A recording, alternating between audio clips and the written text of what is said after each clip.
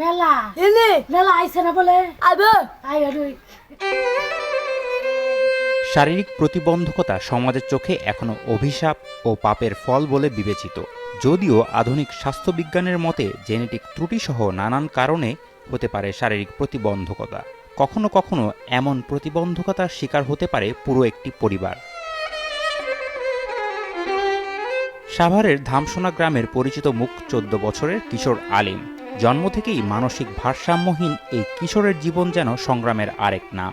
আলিমের পরিবারে সবাই কোনো না কোনো প্রতিবন্ধকতার শিকার। তার মা লালবানু শ্রবণ প্রতিবন্ধী, আর বাবা নবী রহমান 1 বছর আগেই হারিয়েছেন কর্মক্ষমতা।